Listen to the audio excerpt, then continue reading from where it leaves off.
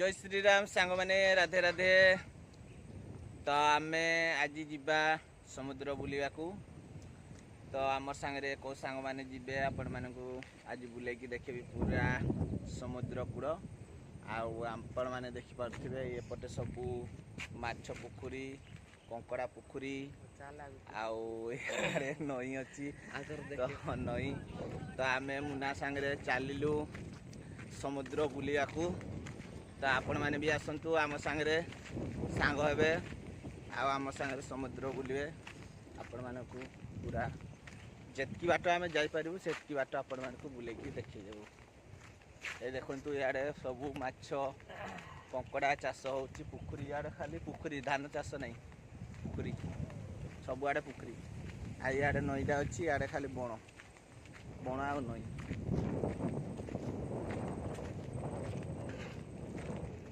तो सांग माने तो यहाँ दिन के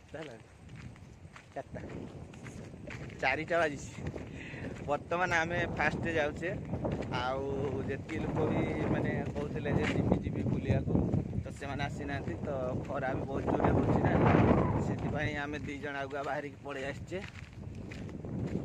तो किसी ना आग पछ हो आसला बेलू सांग आसवा आम टे आगुआ बाहरी तो ये छाई जगह देखिए आम कहले ये वीडियोटा स्टार्ट बन स्टार्ट करिया तो ये आम चलु मुना सांगे तो यहाँ रास्ता रास्ता आम वीडियोटा बनईचु तो आग को अच्छी आहरी हाफ किलोमीटर अच्छी समुद्र तो से आपण मानक देखे तो सांग मैंने चलतु डेरी नक आग को माड़ी चलतु।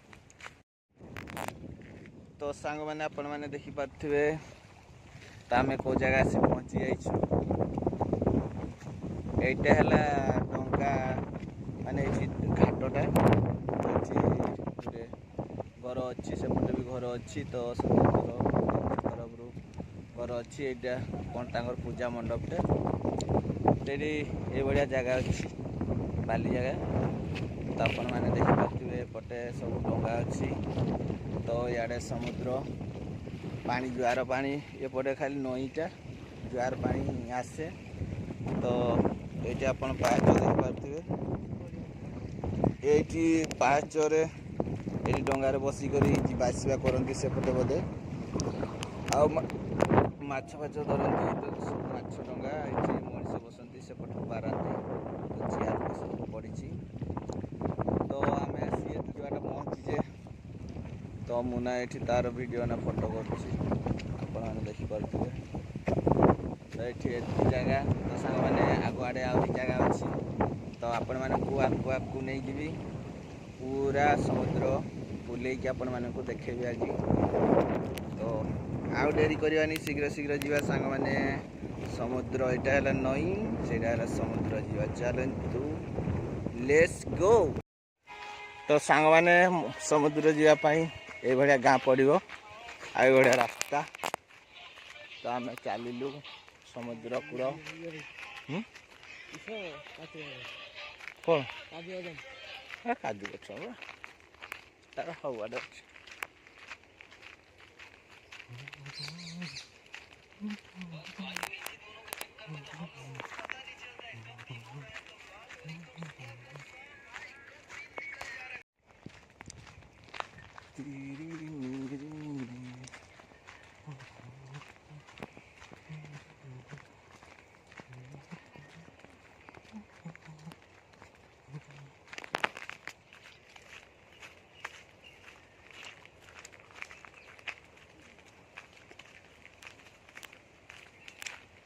तो सांग मैंने आम आसी पहुँची गलु समुद्र कूल तो यहाँ देखिपे जो बात्या बेड़े रुहती बासस्थली घरटा यू बाट जीव समुद्र इे तो ये समुद्र कूल ये जीवु तो ये आपण मैंने देखिपे बात्या ये आसिक मैंने रुहती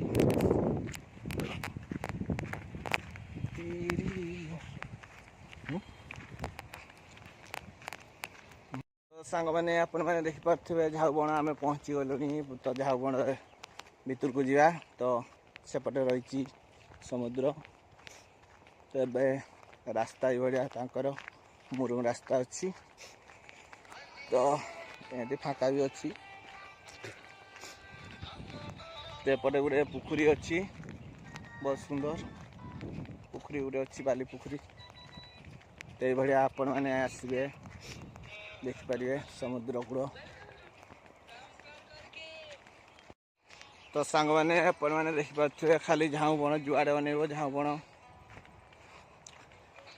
ସମୁଦ୍ର କୂଳ ମାନେ ଝାଉଁ ବଣ, ଆପଣମାନେ ଏଇଟା ଭଲ ଭାବରେ ଜାଣିଥିବେ।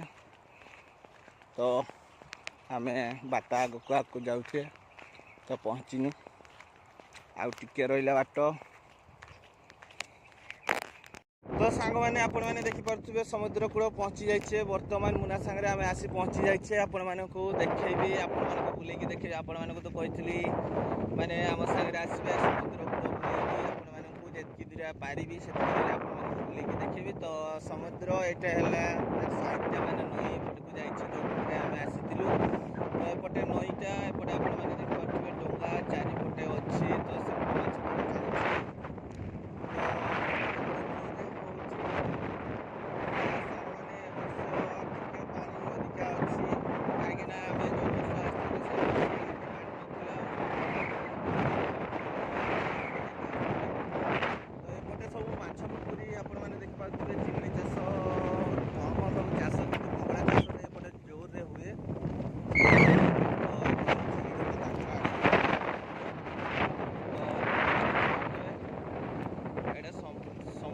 ସାଇডଟା ତ ଏଟା ନଈଟା ଯାଇଛି।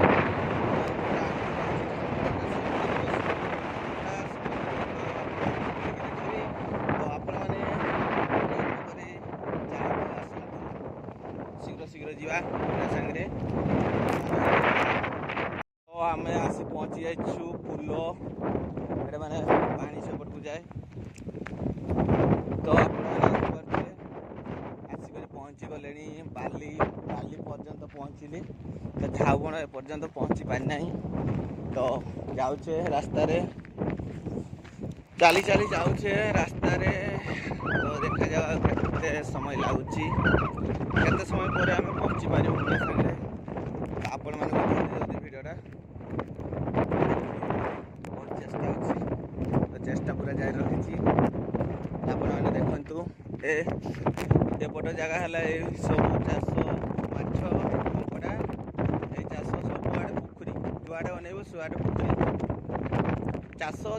ଚାଷ କେବଳ ଧାନ ଚାଷଟା ଏତେ ହୁଏ ନାହିଁ, କେବଳ ତାଙ୍କର ମାଛ କଙ୍କଡ଼ା ଚାଷ। କାହିଁକିନା ସେଇଥିରେ ତାଙ୍କର ପ୍ରାୟ ବେଶୀ ପଇସା ହେଉଥିବ, ସେଥିପାଇଁ ମାଛ ଚାଷ, କଙ୍କଡ଼ା ଚାଷ ଏଇଥିରେ ବେଶୀ ହେଉଛି। ତ ଏପଟେ ରହିଲା ସମୁଦ୍ର, ଦେଖିଥିବେ ଜୁଆର ପାଣି ଆସୁଛି କେମିତି ପୁରା ଧଳାନି ଦେଖାଯାଉଛି। ଆଉ ଏପଟେ ରହିଲା ଝାଉଁ ବଣ। ତ ମୁନାର ଦୌଡ଼ିକି ପଳେଇଲା, ଆଉ ଟିକେ ସିଆଡ଼କୁ ଯାଇଥାନ୍ତି ଭିତରକୁ କହୁଥିଲେ।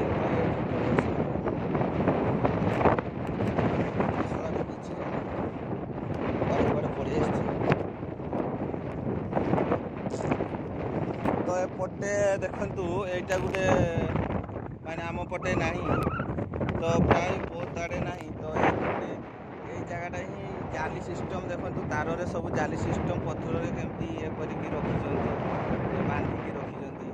ତ ଏଇ ସିଷ୍ଟମ୍ଟା ସବୁ ଜାଗାରେ ପାଇବେନି, ତ ଏଇ ଜାଗାରେ ହିଁ କେବଳ ଦେଖିବାକୁ ମିଳିଛି।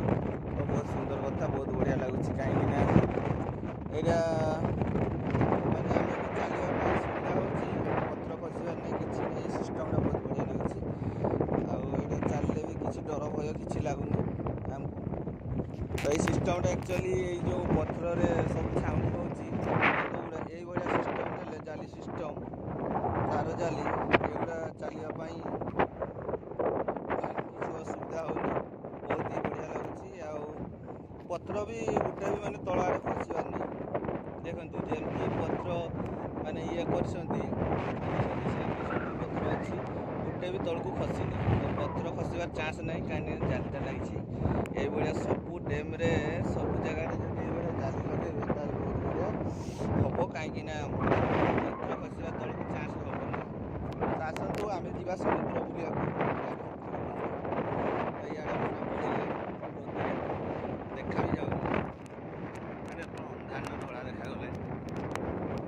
ଜାଗାରେ କିଛି ଦେଖାଯାଉନି ଏଇଟା। ତ ଏଇଟା ଦେଖିପାରୁଥିବେ ମୁନାକୁ। ତ ଏଠି ସରୁଆ ବାଲି ବହୁତ ସୁନ୍ଦର ବଢ଼ିଆ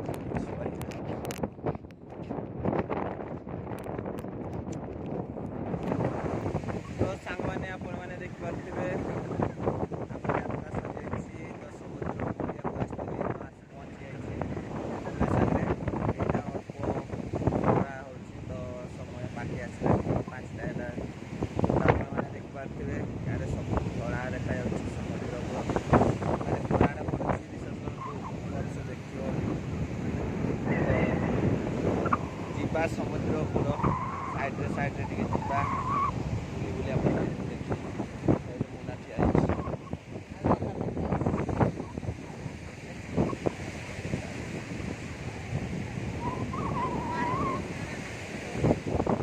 ତ ମୁନା ତାର କ'ଣ ୟୁଜ୍ କରିବ ନା କ'ଣ କରିବ ଏଠି ବାଜି ମାରିବ ନା କ'ଣ। ହେଲେ ତ ସମୁଦ୍ର ଦେଖିନି ମଧ୍ୟ ପାଗଳ ହେଇଯାଉଛି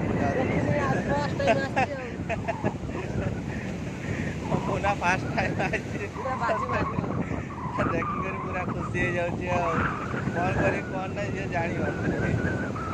ତ ଆମେ ତ ଆସି ମାନେ ବୁଲି ବୁଲି ପୁରା ଆମକୁ କିଛି ଲାଗେନି। ତ ତଥାପି ଗୋଟେ ବୁଲିବାକୁ ଟିକେ ଭଲ ଲାଗେ ଆଉ ସମୁଦ୍ର କୂଳ ଯାହା ହେଲେ ବି ଟିକେ ବୁଲି ଯିବା ଆସିଛେ ଥରେ ଆସି ମାରୁଏ ମା